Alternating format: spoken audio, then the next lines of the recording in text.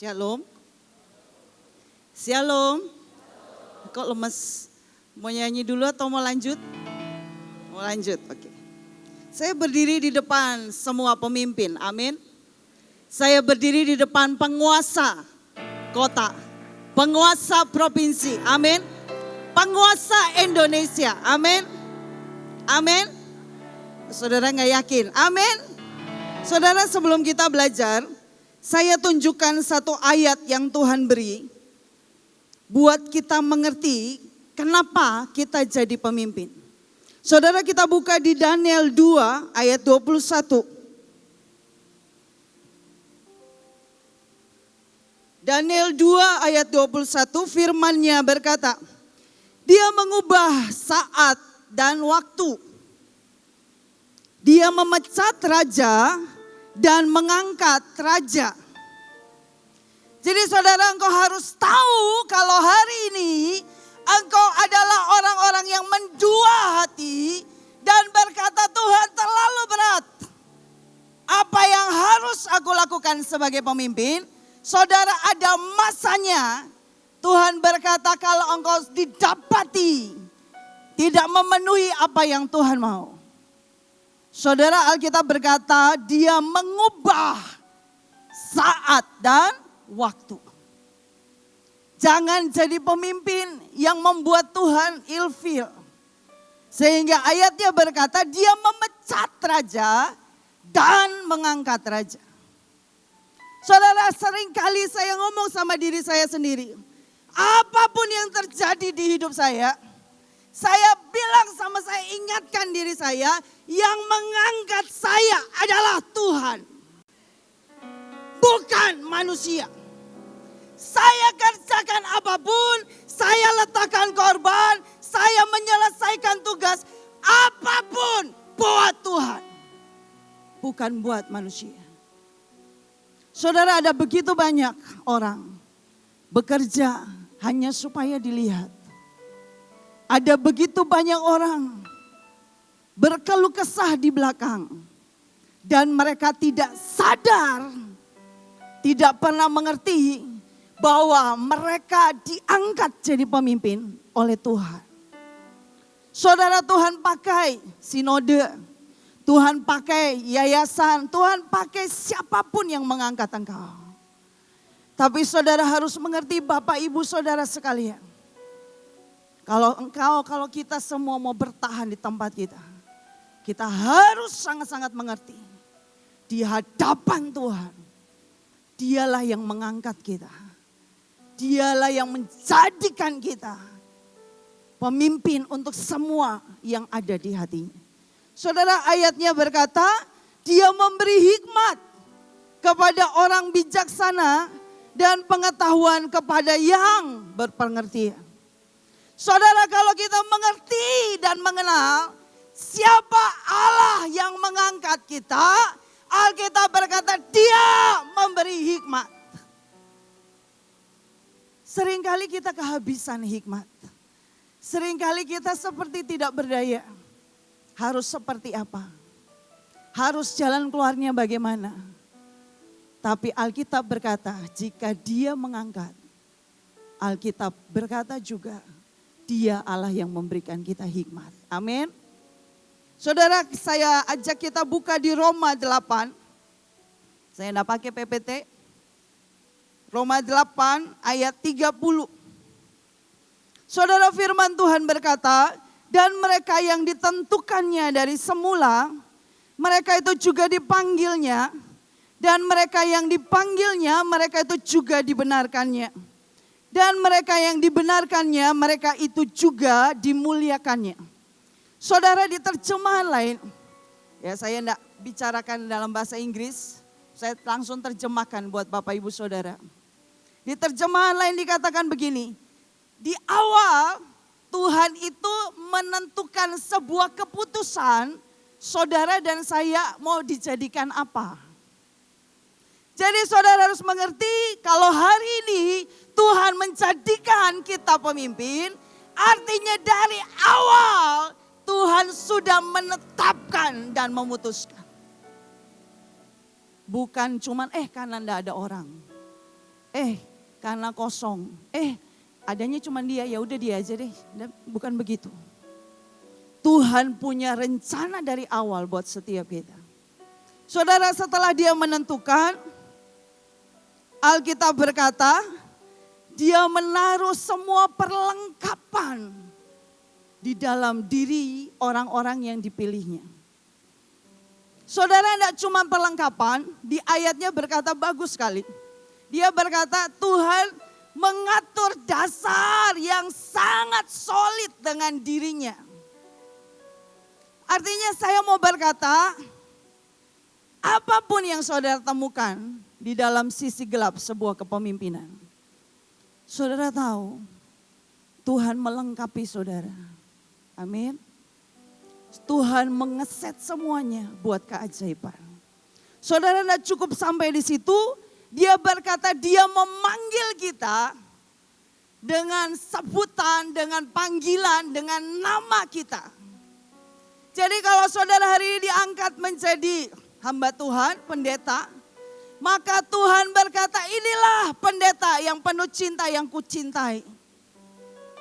Yang sangat menyentuh hatiku. Kalau saudara dipanggil jadi penyembah, Tuhan berkata inilah penyembahku yang menaikkan dupa penyembahan setiap hari. Saudara, Tuhan memanggil kita dengan sebuah kelengkapan yang dia berikan. Saudara, tidak cukup sampai di situ, ayatnya berkata lagi seperti ini. Setelah dia melengkapi kita, dia membuat dasar yang solid dengan dirinya sendiri. Dia memanggil kita dengan nama panggilan kita. Saudara, Tuhan itu juga berkata bahwa dia Tuhan yang akan bersama dengan kita sampai selama-lamanya. Dia bersama dengan apa yang sudah dia mulai sampai setiap yang dia mulai mengalami kemuliaan. Saudara, itu ayat firman Tuhan. Saudara, saya mau berkata bahwa kalau kita mengerti ini, kita tidak akan pernah merasa bahwa kita melakukan begitu banyak hal sendirian. Karena kita tahu Tuhan yang panggil kita, Tuhan yang melengkapi kita, Tuhan bersama-sama dengan kita sampai kemuliaannya dinyatakan. Saudara, saya mau ajak kita belajar seseorang, nanti kalau ada waktunya sempat 2 orang. Seseorang yang bernama Musa. Saudara, saya ajak kita buka di Kisah Rasul. Kisah Rasul 7 ayat 19. Raja itu mempergunakan tipu daya terhadap bangsa kita dan menganiaya nenek moyang kita, serta menyuruh membuang bayi mereka supaya bangsa kita itu jangan berkembang. Saudara, ini perkataan orang-orang Israel bagaimana mereka ditindas di Mesir. Ayat 20 berkata begini.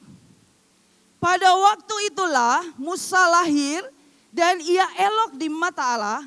3 bulan lamanya ia diasuh di rumah ayahnya. Sudah tahu ceritanya ya, Musa waktu lahir, dia adalah seorang yang harus diselamatkan. Karena hari itu raja memerintahkan semua bayi laki-laki dibunuh. Dan Musa berhasil disembunyikan, diselamatkan. 3 bulan di rumah ayahnya. Ayat 21 berkata begini. Lalu ia dibuang. Saudara perhatikan ya, kata dibuang itu kan konotasinya jelek ya. Wah, ini punya bayi tapi dibuang. Saudara tahukah waktu saya tuh lagi duduk tadi. Tuhan bilang cari. Itu bukan asli katanya. Kata aslinya. Saudara, waktu saya cari kata dibuang itu, kata aslinya itu set up. Jadi Tuhan itu sebenarnya merencanakan sesuatu sedang diatur, ditata ulang. Tapi iblis berkata, kamu dibuang.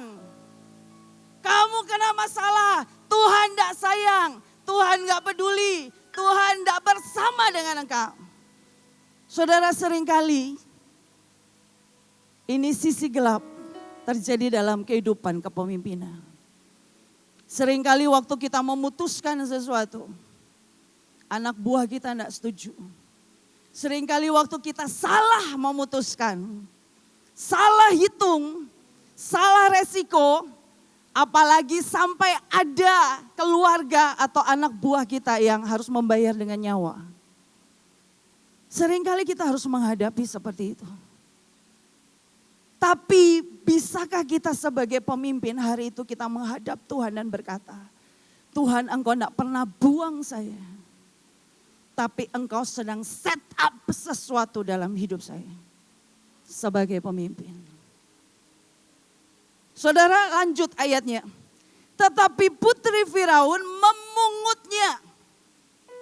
Saudara, kata memungutnya itu dalam kata aslinya artinya lift up, diangkat. Saudara, berapa banyak kita sebagai pemimpin, suara di kepala kita menipu kita dan berkata, engkau sendiri, engkau sepi, engkau bukan siapa-siapa, dan engkau gagal, engkau salah memutuskan, dan semua meninggalkan engkau. Hari ini Tuhan berkata, semua masalah, semua yang disebut Alkitab bilang dibuang. Semua yang iblis mungkin bilang dibuang, ditolak. Bukan siapa-siapa, tidak berguna, salah memutuskan, salah hitung, apapun itu. Bisakah hari ini kita percaya ada satu kata yang Tuhan beri. Tuhan sedang mengatur, menata satu demi satu. Semua pada tempatnya. Dan ketika reaksi hati kita benar. Ketika kita bisa mengenal Tuhan bahwa Dia sedang menata, maka Alkitab bilang, begitu reaksi hatimu benar, Tuhan akan mengangkat engkau lebih tinggi. Saudara, jabatan tidak pernah bisa membatasi kita.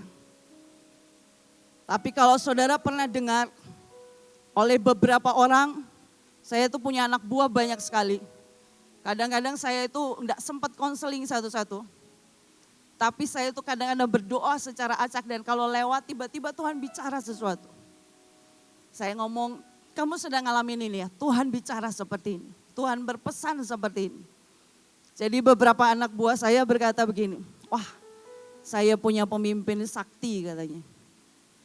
Jadi saudara mungkin jabatan terbatas, saudara habis ini mau jadi apa lagi sih? Mungkin sudah paling mentok jabatannya. Tapi Alkitab berkata secara roh, tubuh jiwamu engkau di-upgrade terus menerus oleh Tuhan. Amin. Saya berdoa supaya setiap kita mengerti. Musa mengalami ini dari dia kecil. Saudara, kita lanjut. Saudara, seringkali ketika kita salah menangkap maksud Tuhan, maka itu berurusan dengan kepemimpinan kita. Saudara, Alkitab berkata, kita bukanlah orang-orang yang mengundurkan diri. Ada ayatnya ya. Saudara, bukan orang-orang yang mengundurkan diri. Amin.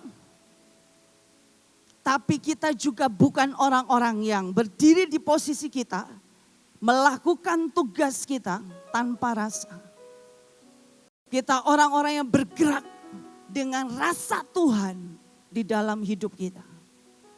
Saudara, saya ingat satu cerita, ini sudah lama ceritanya, tapi saya tiba-tiba diingatkan tentang bagaimana kita bisa salah mengerti tentang banyak hal. Saudara, satu hari ada seorang ayah, dia single parents, dia istrinya sudah meninggal, dia membesarkan anaknya masih kecil, dan dia sibuk sekali, sibuk bekerja, dia gak punya pembantu. Saudara, anaknya ditinggal di rumah, kerja dan dia pantau dan sebagainya. Saudara, satu hari hujan deras dan ayahnya ini sudah malam belum pulang. Saudara, ayahnya ini kerja dengan sangat keras. Dia berpikir dia melampiaskan semua kepekerjaan karena dia begitu sedih ditinggal oleh istrinya. Saudara, ketika ayah ini pulang, malam sekali, sudah sangat larut. Dia berpikir bahwa saya pengen cepat-cepat mandi, cepat-cepat tidur, saya capek sekali. Saudara, pada waktu dia selesai mandi dan dia mau tidur, buru-buru karena dia sudah sangat capek. Dia matikan lampu. Dia tidak lihat situasi apapun. Begitu dia pakai selimut, saudara, selimutnya di bawah badannya semuanya basah. Dan ternyata di situ ada Indomie kuah ditaruh di dalam selimut. Saudara, dia panggil anaknya, dia marah karena capek sekali. Dan dia panggil anaknya, dipukul anaknya berkali-kali. Karena menurut dia, aku sudah sangat capek, aku pengen istirahat, kenapa ini bikin masalah? Sampai hari itu malam-malam saya harus ganti spray, ganti selimut, dan bereskan sangat banyak hal. Dan saya sangat capek. Setelah dipukul bertubi-tubi, saudara, tiba-tiba setelah selesai anaknya nangis. Dan ayah ini baru bertanya, kenapa kamu melakukan itu? Saudara, ini anak kecil. Dia menjawab dengan sederhana, dia berkata, aku masakan kesukaan ayah. Dan karena ayah pulang terlalu malam, aku pikir aku taruh di bawah selimut, membuat makanan ini akan tetap hangat. Saudara, siapa yang salah di sini? Di sini cinta, di sini juga butuh dimengerti. Hanya karena kita tidak pernah membiarkan hati kita mengenal dari sisi Tuhan. Saudara, cerita berikutnya. Ayah ini kembali sibuk bekerja. Dan anak ini tiba-tiba dari sekolah telepon. Dia berkata, Pak, anaknya gak masuk hari ini, bolos. Wah, ayahnya marah sekali. Di tengah semua kerjaan yang begitu menumpuk, dia pulang ke rumah. Dan dia mendapati anaknya sedang bermain di rumah. Dipukul lagi berkali-kali. Saudara, sampai akhirnya anak ini nangis, dan setelah dipukul baru ditanya. Biasa orang emosi. Sebagai pemimpin kita tidak bisa membuang emosi, mengumbar emosi sembarangan. Saudara, ketika itu anak ini menjawab, kamu kenapa nak masuk? Iya, saya nak masuk karena hari ini adalah hari kegiatan anak dan ibu. Semua orang, semua mama akan datang. Dan saya satu-satunya yang tidak punya mama. Saya tidak akan pernah membiarkan papa datang sendirian di tengah semua wanita di sana. Dan untuk itulah saya memilih tidak bicara. Dan saya memilih untuk di rumah dan tidak sekolah. Saudara, ada banyak kali dalam kepemimpinan kita itu berusaha ingin menyelesaikan sangat banyak hal. Dalam diam, dalam semua cara hitung kita. Tetapi kadang-kadang anak buah kita tidak nyampe caranya berpikir seperti kita. Sehingga terjadilah yang seperti ini. Saudara, maksudnya baik. Maksud kita untuk membuat semuanya seperti yang kita harapkan. Maksud anak buah kita baik adalah untuk menunjukkan cintanya dan sayangnya kepada kita.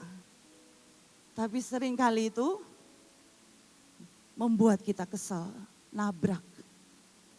Saudara, saya mau berkata, jangan pernah biarkan itu membuat engkau terluka di tengah kepemimpinanmu. Saudara, kita akan lihat apa yang Musa alami. Saudara, Musa memulai hidupnya dengan keadaan dia ditolak. Mau dibunuh, dia dibuang dan dipungut sama putri Firaun. Saudara, ayat berikutnya dikatakan di 22, dan Musa dididik dalam segala hikmat orang Mesir. Dan ia berkuasa dalam perkataan dan perbuatannya. Saudara, Musa ini adalah orang yang dididik dalam segala hikmat orang Mesir. Kalau saudara baca sejarahnya, di situ dikatakan hari itu Mesir menjadi pusat peradaban seluruh dunia. Saudara kalau sering lihat gambar Musa yang jenggotan, gemuk, tua kayak bapak-bapak. Saudara saya mau berkata ya, bagaimana mungkin Alkitab berkata Musa adalah panglima perang tertinggi di Mesir. Dia pernah membunuh 1 juta musuh orang Ethiopia. Dia berlatih dan saya berpikir mungkin hari itu Musa badannya six pack. Gak jenggotan, gak gemuk, pegang tongkat. Saya gak tahu itu apakah itu fase padang gurun. Tapi Alkitab berkata hari itu Musa dididik dalam segala hikmat orang Mesir. Saudara saya lanjutkan ceritanya, saudara baca sendiri di rumah. Saudara hari itu Tuhan memberikan kepada Musa di hatinya bahwa dia harus menyelamatkan Israel. Saudara hari itu Musa datang untuk menyelamatkan Israel. Di tengah jalan dia itu ketemu orang Mesir yang menindas bangsanya. Hari itu dia tahu bangsanya, nenek moyangnya orang Israel. Waktu yang dia tahu adalah ilmu perang Mesir. Yang dia tahu oleh seorang Musa adalah cuma 2 musuh menyerah atau dibunuh. Hari itu dia melihat ada musuh yang menganiaya bangsanya. Di kepalanya cuma ada ilmu perang. Dan hari itu orang Mesir dibunuh. Saudara pada waktu orang ini dibunuh. Seluruh orang Israel marah kepada Musa. Lalu kemudian dia datang lagi. Dia ketemu 2 orang Israel bertengkar. Dan dia berusaha mau mendamaikan. Saudara tahu enggak? Cuma ada 1 perkataan yang membuat Musa lari sembunyi di Midian 40 tahun.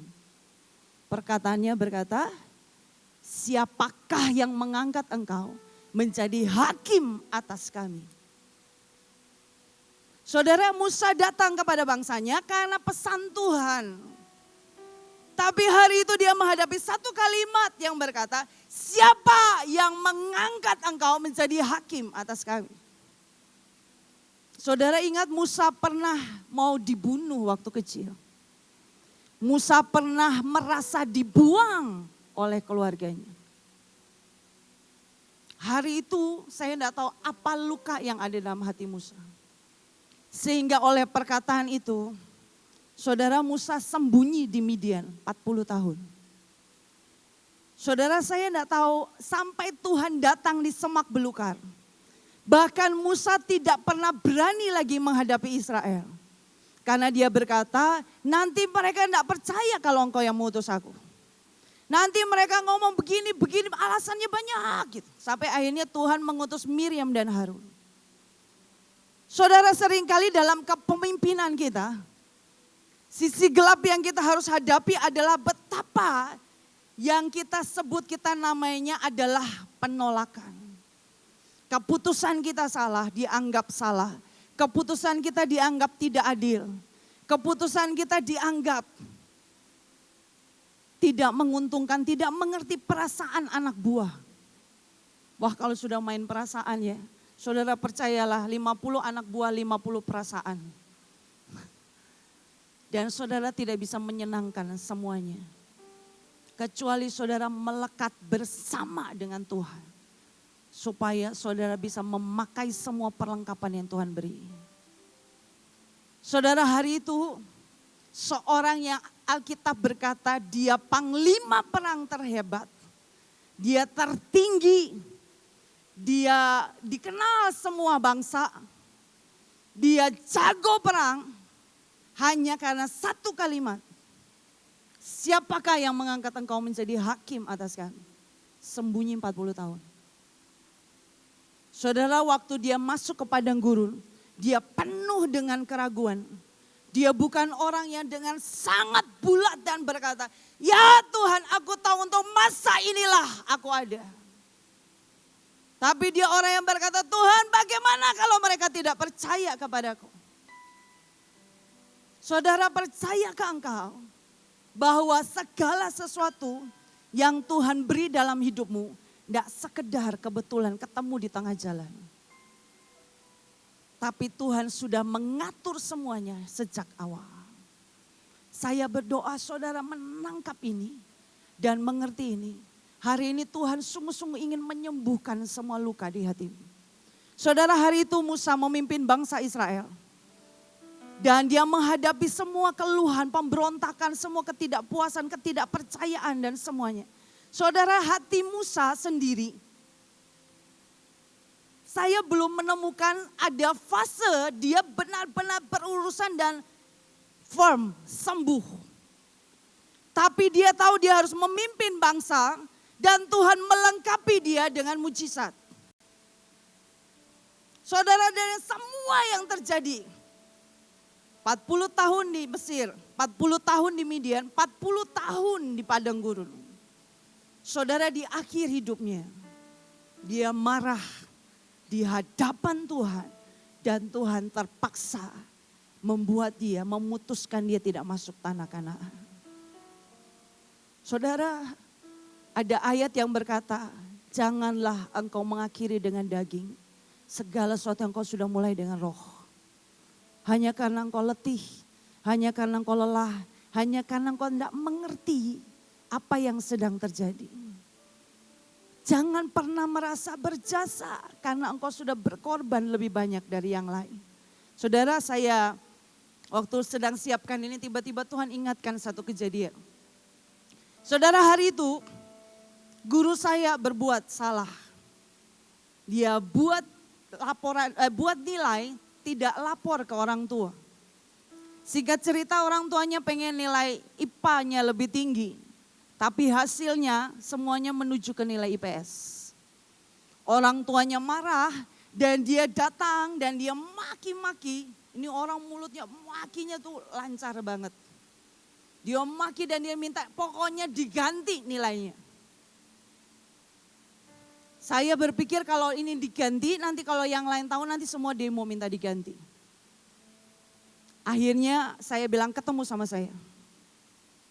Saudara, seringkali kepemimpinan, anak buah bersalah, kita yang harus maju. Jangan pernah menganggap itu adalah korban paling menderita. Saudara, sebuah korban yang kita bayar, Alkitab berkata bahkan kesalehan kita seperti kain kotor. Tidak sebanding dengan korban Kristus di kayu salib buat hidup kita. Adalah sebuah kehormatan waktu engkau berkata, ya Tuhan, engkau mendapati aku sedia tanpa hati yang marah. Saudara, hari itu saya menghadapi orang ini. Semuanya pergi retreat. Sekolah kosong semuanya. Dan hari itu saya satpam juga saya tidak tahu di mana. Jadi kok sepi sekali sekolah. Orangnya datang di ruangan. Dia maki-maki saya, wah kata-katanya itu jahat banget, kotor sekali. Saya itu sampai Tuhan, saya tidak pernah dengar kata-kata sekotor ini. Wah, dia kutukin saya macam-macam. Dia nyebutin semua kata-kata binatang keluar kepada saya. Wah, itu kotor sekali. Saya sampai tidak tahan. Saya sama bilang gini, Tuhan, menurutmu saya harus apa? Dan hari itu suara itu datang dan berkata begini, masakan anak buahmu yang bersalah, kamu yang kena akibat. Saya berkata kepada suara, jadi saya ini harus menyelesaikan dengan suara, harus membatalkan perkataannya, dan harus meminta hikmat untuk jalan keluar. Itu kepemimpinan. Tapi kalau saudara sudah keburu berpikir, kenapa aku begini? Maka percayalah, Alkitab bilang tadi dia mengangkat raja, dia memberi hikmat. Tapi kalau saudara mengeluh dan berkata kenapa begini? Maka saudara tidak akan pernah tahu dan sadar bahwa Tuhanlah yang mengangkat saudara. Dan hikmat itu tidak akan datang. Itu janji firman. Saudara, hari itu saya bilang sama suara itu, saya bilang enggak. Saya berdiri karena panggilan saya dan saya tahu Tuhan bersama dengan saya. Lalu kemudian Tuhan saya tanya, Tuhan ini harus gimana? Tuhan bilang batalkan. Saudara, saya batalkan semuanya satu-satu. Semua yang dia ngomong sama saya batal dalam nama Yesus. Tapi Tuhan bilang jangan jawab, diam dengarkan. Saudara bayangkan ya, dengar orang ngomong kotor 15 menit itu kayak rasanya setahun. Lama sekali, ini gak selesai. Saya diam aja, saya lihat dia, saya diam. Dan saudara, saya ini menghitung waktu dan saya bilang Tuhan, ini gimana berhentinya? Tuhan bilang duduk tenang, diam, dengarkan dan batalkan. Saudara, 15 menit berlangsung. Tiba-tiba ini orang badannya besar. Laki-laki garang banget. Wah galak banget, ngomongnya tuh lancar banget, maki-maki orang tuh biasa. Tiba-tiba dia duduk depan saya. Nangis saudara. Saya sampai bingung loh, ini kok kayak film-film ya. Saya bingung ini kenapa tiba-tiba nangis. Lalu dia bilang begini sama saya. Bu, saya minta maaf. Saya tahu saya salah. Apalagi ibu perempuan saya laki. Semua yang saya lakukan barusan karena saya emosi. Saya tahu saya salah, saya minta maaf. Terus yang kedua dia berkata begini. Di rumah Bu, tidak ada satupun yang mendengarkan saya. Cuman ibu yang mendengarkan saya. Oh, saudara itu perasaan saya bercampur ya. Antara kasihan, antara jadi gini loh. Yang kita sebut masih si gelap itu cuma 15 menit loh. Tapi itu rasanya lama, bayangin kalau saudara ngamuk, gak akan selesai. Saudara itu hari dia sampai ngangkat meja mau dilempar ke saya. Terus ditahan sama kepala sekolah saya suruh kepala sekolah saya duduk. Karena saya berpikir begini, kalau kena badan saya pasti paling sakit. Tapi saya enggak tahu ada luka apa di dalam dia. Saudara sebagai seorang yang Tuhan angkat sebagai pemimpin di keluarga mungkin, di sebuah pelayanan, di sebuah jemaat, di sebuah kegerakan, di sebuah persekutuan, apapun itu. Saya mau berkata sama saudara, apapun yang terjadi, saudara kita harus benar-benar percaya bahwa Tuhanlah yang mengangkat kita. Dan Tuhanlah yang akan memberi kita hikmat. Sehingga kita benar-benar tahu bagaimana berurusan dengan luka kita. Saudara Musa kena luka dari masa kecil. Dan dia memimpin dengan pergumulan luka yang dia punya. Saudara pemimpin kalau memimpin dengan luka, caranya menimbang, caranya memutuskan, caranya memandang segala sesuatu, itu akan bisa membuat keputusan yang salah. Biarkan dirimu terus-menerus berurusan dengan Tuhan. Saudara yang kedua, waktu saya tinggal sebentar. Saudara yang kedua, Simson, kita nggak usah buka Alkitab. Saudara Simson adalah seorang nasir Allah. Dia diberi tanda khusus oleh Allah dengan panggilannya yang luar biasa. Tapi kemudian dia bermain-main dengan panggilannya, singkat cerita dia kena sama Delila dan akhirnya rambutnya dicukur, digunduli, dibotak dan kemudian matanya dicungkil dan dia kerjaannya melawak. Supaya orang ketawa, dia kerjaannya muter dan melawak. Saudara saya mau berkata yang kedua sebagai pemimpin. Jangan pernah malu dan terlambat untuk bertobat. Karena buat saya ya, pada waktu Simson Tuhan ajarkan. Saudara di akhir dari ceritanya, Alkitab bahkan belum mencatat dan tidak mencatat rambutnya sudah tumbuh.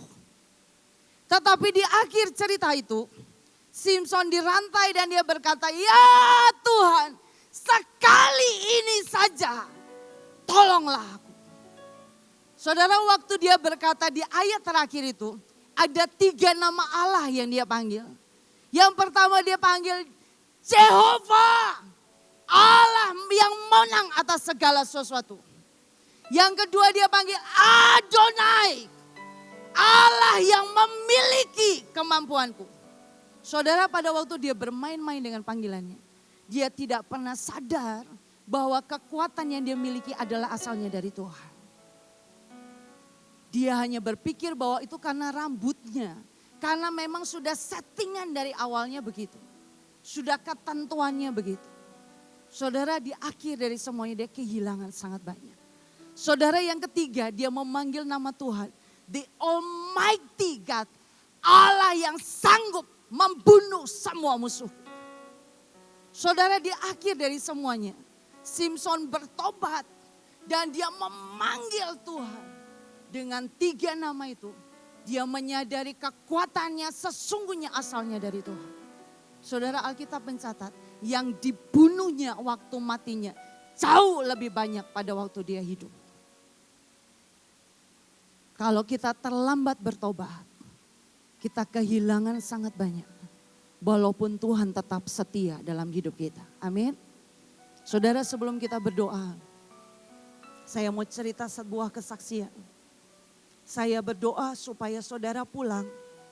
Saudara tidak membenarkan bahwa ya memang aku pemimpin, ya memang kesepian. Ya memang aku gak punya teman. Ya memang aku disalah mengerti. Lalu saudara makin mengurung diri dan makin merasa sendiri. Sesi ini ada untuk berkata bahwa hei, engkau gak sendirian. Ada begitu banyak orang yang melewati pergumulan. Dan ada beberapa orang yang memutuskan menang.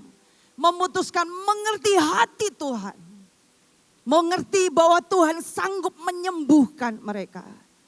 Tapi ada beberapa orang yang berpikir, aku menderita seorang diri. Saudara, pada saat saya satu hari di sekolah kami mengalami masalah sangat banyak. Kami dilaporkan ke polisi dan sebagainya. Saudara, hari itu saya secara jabatan, nama saya tidak ada.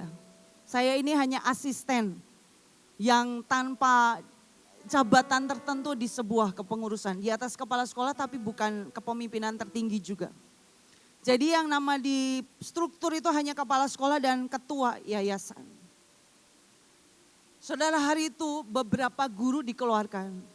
Karena mereka bicara kotor, bicara jorok dan mengajari anak-anak untuk tidak mencintai Tuhan, menyepelekan ibadah dan semua, dan buat kami itu sudah sangat mengganggu.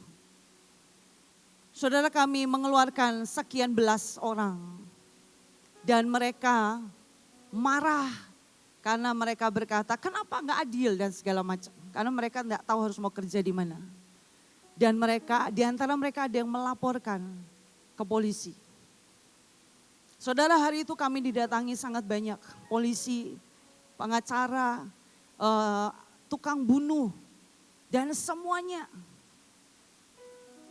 Saudara, hari itu bahkan saya tahu semua orang yang dibawa saya, mereka ketakutan dan tidak tahu harus bicara apa.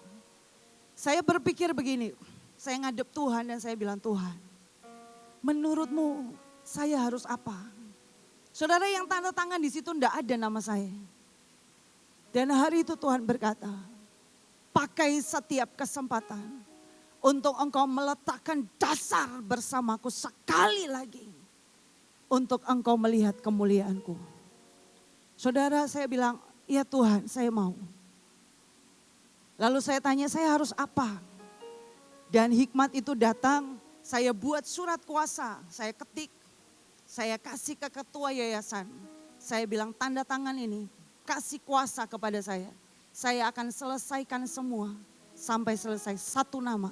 Tidak usah nama siapapun muncul, nama saya muncul. Saudara, hari itu saya hamil 8 bulan.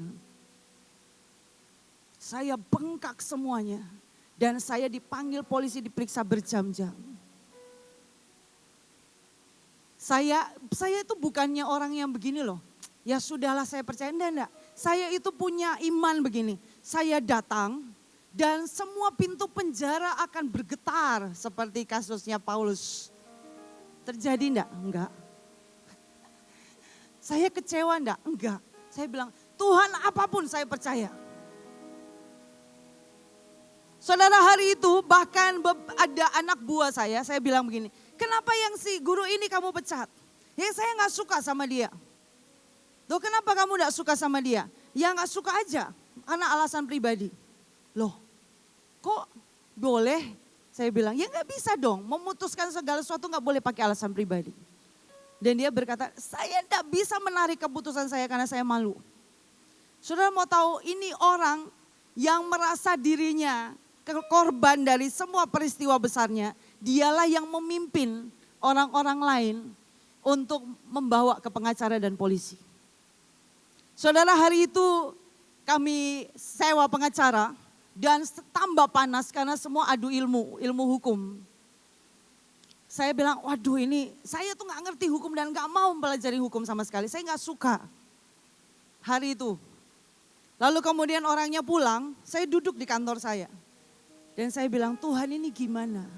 Tuhan bilang begini, kalau kamu terus pakai orang dengan jabatan ilmu, maka akan tambah panas dan ini tidak akan selesai. Kenapa enggak kamu yang maju? Saya bilang, Tuhan saya enggak ngerti hukum.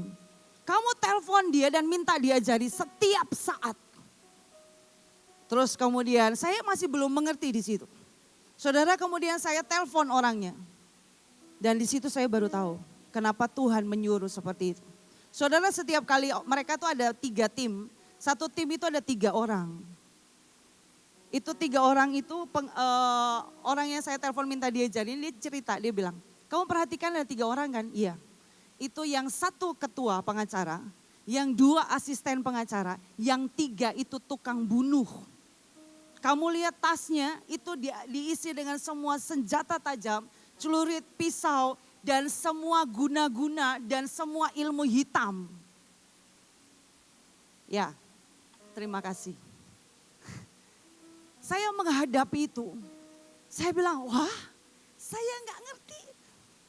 Tapi seperti ayat tadi berkata, kalau Tuhan menyuruh dia yang memberikan hikmat. Saudara tahu pertemuan berikutnya mereka datang. 3 orang jejer, 1 bawa tas. Saudara tahu yang saya sikat yang bawa tas duluan. Tiba-tiba hikmat itu turun dan berkata begini, kamu kan perempuan. Kan ada Komnas HAM perempuan. Kamu lagi hamil lah, dia gak mungkin macam-macam. Jadi saya langsung datang, saya bilang begini, itu hikmat. Bapak, saya tahu isi tas Bapak. Walaupun saya gak tahu, gak dibukain. Saya cuma bilang, saya tahu isi tas Bapak. Bapak tahu peraturannya. Bapak gores saya sedikit, urusan kita panjang. Pulang saudara. Tinggal 2. Itu hikmat. Tapi kalau saudara sudah mulai dengan mengasihani diri dan merasa saudara paling menderita, saudara percayalah apapun di depan pelayanan menggairahkan seperti apapun yang Tuhan beri. Gak akan membuat engkau sukacita, itu akan seperti batu besar membebani engkau. Saudara, saya lewati semuanya. Bahkan waktu saya melahirkan, di tengah saya diperiksa berjam-jam dan semuanya. Dokter menyatakan anak saya lahir dengan cacat jantung bocor. Sarafnya enggak lengkap. Saudara, hari itu saya cuma berkata, Tuhan. Hari itu sejujurnya saya marah sama Tuhan. Saya duduk di mobil. Saudara tahu dokter itu bahkan menyatakan gendang telinga anak saya kiri kanan pecah. Siapa yang tahan lihat bayi seperti itu? Saudara, hari itu bahkan iblis mencoba berkata, kamu terlalu menderita buat satu pelayanan yang mungkin tidak pernah menghargai engkau. Saudara, hari itu iblis berkata, kenapa kamu harus sampai sebegininya? Dan keluarga saya tidak ada yang tahu. Saudara, hari itu saya bawa mobil jam 12 malam. Saya izin sama suami saya pergi. Saya berhenti di pinggir jalan. Di tengah jalan, di pinggir jalan. Saya nangis di situ dan saya pukul setir mobil. Sampai tengahnya pecah. Saya cuma berkata, Tuhan, aku gak sanggup. Terlalu sakit. Bahkan saya tidak tahu harus cerita kepada siapa. Hari itu kesepian, merasa gagal, merasa gak berguna, merasa menderita, apapun semua campur aduk di situ. Dan saya cuma berkata, Tuhan, aku meletakkan semuanya. Kenapa Engkau izinkan yang seperti ini terjadi di hidupku? Hari itu Tuhan tidak jawab. Saya nangis sampai saya tidur di mobil sampai pagi. Begitu saya bangun, Tuhan kasih ayat di Ulangan. Saudara, ayat itu bagus sekali, saya ingat sampai hari ini. Ayatnya berkata, sebab aku Tuhan yang setia dan adil. Aku gunung batu yang setia. Tidak ada kecurangan di pihakku. Karena aku tidak pernah berdusta. Saudara, saya waktu baca itu saya tahu. Sejak hari itu, apapun yang terjadi, saya selalu bicara sama diri saya. Tuhan tidak pernah salah. Apapun, apapun, apapun. Saudara, bahkan dokter berkata, banyak orang berkata anak saya autis. Dia tidak bisa bicara sampai 4 tahun. Saudara, hari itu saya berkata, Tuhan, saya malu. Seperti yang tadi Bu In berkata, beranikah kita jujur dengan yang kita rasa? Hari itu saya jemput anak saya. Dan di tengah semuanya semua, baris kiri kanan anak saya itu lihat kiri kanan bingung. Persis seperti anak cacat. Hari itu saya berdiri di antara orang tua murid. Dan saya cuma berkata, Tuhan, aku malu. Tuhan tidak menjawab keluh kesah saya. Tuhan hanya bicara seperti ini. Kamu pergi lari ke anakmu. Bisikan di telinganya. Left, right, left, right.